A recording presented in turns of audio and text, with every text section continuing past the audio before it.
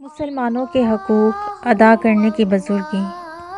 رسول صلی اللہ علیہ وآلہ وسلم فرماتے ہیں کہ ایک مسلمان دوسرے مسلمان کا بھائی ہے، نہ اس بھائی پر ظلم کرے، نہ کسی مصیبت میں اس کا ساتھ چھوڑے۔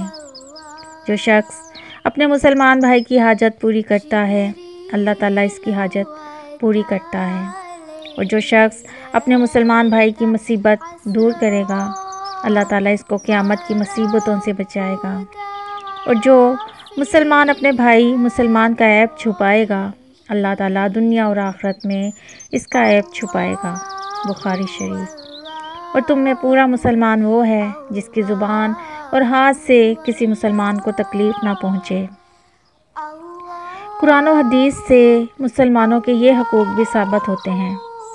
جو بات اپنے لیے پسند نہ ہو وہ کسی مسلمان کے لیے پسند نہ کرے، کسی مسلمان کو حقیر نہ جانے، اس کی چغلی نہ کھائے، اس کی غیبت نہ کرے، اس پر بہتان نہ لگائے، اس کا عیب تلاش نہ کرے۔ ظالم کو تلاش کرنا جائز ہے، اس کے عیب کو چھپائے۔ 3 روز سے زیادہ اس سے بولنا نہ چھوڑے۔ اگر کسی شرع کی بات پر ناراضگی ہو تو جب وہ توبہ کرے پھر بولنے لگے۔ اس کو نفع پہنچائے، نقصان نہ پہنچائے۔ بوڑھے مسلمان کی تعظیم کرے اور چھوٹے کے ساتھ پیار سے پیش آئے۔ مسلمان سے خوش ہو کر ملے، بلا سخت عذر اس سے وعدہ خلافی نہ کرے، اس کے رتبہ کے مطابق اس سے برتاؤ کرے۔ اگر 2 مسلمان بھائیوں میں رنجش ہو جائے تو ان میں صلح کرا دے۔ صلح کرا دینے والے کو 10,000 نفل نمازوں کا ثواب ملتا ہے۔ اگر خدا نے دنیا کی کوئی عزت دی ہے تو اپنے بھائی مسلمان مظلوم غریب کی حاکموں سے سفارش کر دے اور اس کو ناحق تکلیف سے بچائے تو 70 حج نفلی کا ثواب ملے گا۔ اگر کسی مسلمان کو کوئی اس کے آگے یا پیچھے تکلیف پہنچاتا ہے یا پہنچانا چاہے تو اس تکلیف سے اس کو بچائے اور تکلیف دینے والے کو روک دے۔ اگر کوئی مسلمان بری صحبت میں پھنس جائے تو پیار اور محبت سے یا جس طرح قدرت رکھتا ہو اس کو بری صحبت سے بچائے۔ غریب مسلمان سے ملنے جلنے میں ذلت نہ سمجھے۔ مسلمان بھائی جب ملے تو اس کو اس طرح سلام کرے، السلام علیکم، وہ جواب دے وعلیکم السلام۔ جب مسلمان آپس میں سلام کرتے ہیں تو اللہ تعالیٰ 100 رحمتیں نازل کرتا ہے۔ سلام کرنے والے پر 90 اور جواب دینے والے پر 10، مصافحہ کرنے پر 70 رحمتیں زیادہ نازل ہوتی ہیں اور دونوں کے صغیرہ گناہ معاف ہوتے ہیں۔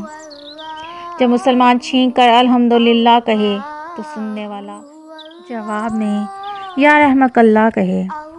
جب مسلمان بیمار ہو یا کسی اور بلا میں مبتلا ہو اس کی مدد کرے۔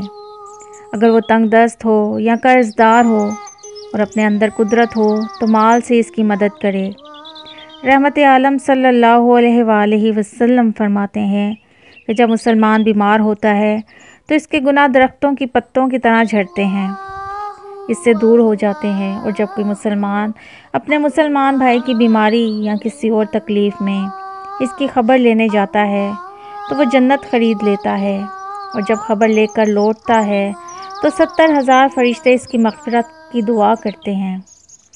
جب مسلمان مر جائے تو اس کے جنازے پر نماز پڑھے، اس کو قبرستان میں پہنچائے اور دفن کر کے اس کی مغفرت کی دعا کر کے واپس ہو تو گناہوں سے پاک صاف ہو جاتا ہے۔